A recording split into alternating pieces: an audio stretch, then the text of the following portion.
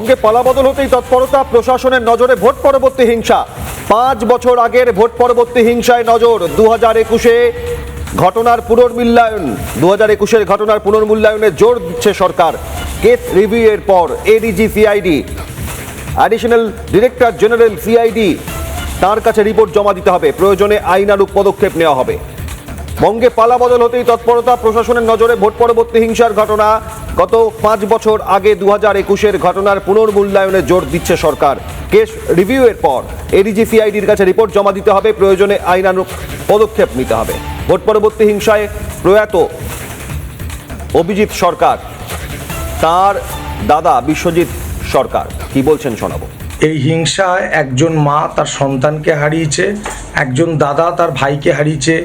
বেশ কিছু ক্ষেত্রে পুলিশ তারা এফআইআর নেয়নি। যেমন আমাদের কেসে তৎকালীন যে পুলিশ অফিসার ছিলেন, নারকেলডাঙ্গা থানার ওসি অফিসার, আপনারা দেখেছেন প্রত্যেকেই জেলে গেছে। এবং তারপরে এই মামলাটা সিবিআইয়ের হাতে যেতে যথেষ্ট সুবিচার হয়েছে এবং পরেশ পাল, স্বপন সমাদ্দারের মতো লোকেরা আজকে কোর্টের দরজায় গেছে। নারকেলডাঙ্গা থানার OC officer Ratna Debnath, Dipankar home guard এবং শুভজিৎ সেন ওসি, তারা প্রত্যেকেই জেল খেটেছে। তৎকালীন সেই নারকেলডাঙ্গা থানার ওসি অফিসাররা মিলে প্রমাণ লোপাট না করতো, তাহলে হয়তো এতদিনে আমার ভাইয়ের বিচারটা আমরা পেয়ে যেতাম এবং আসামিরা সাজা পেয়ে যেত। चुनाव के बाद इनके पापों का पूरा हिसाब किया जाएगा, चुन चुन के हिसाब किया जाएगा। 4 मई के बाद कानून अपना काम करेगा। चाहे कोई बड़े से बड़ा गुंडा क्यों न हो, इस बार न्याय होकर रहेगा।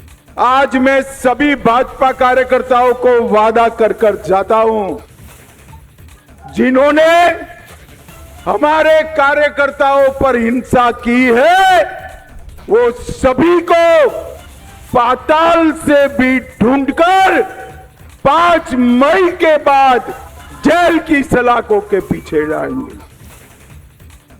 टीएमसी के गुंडों को इस तरह से सीधा करेंगे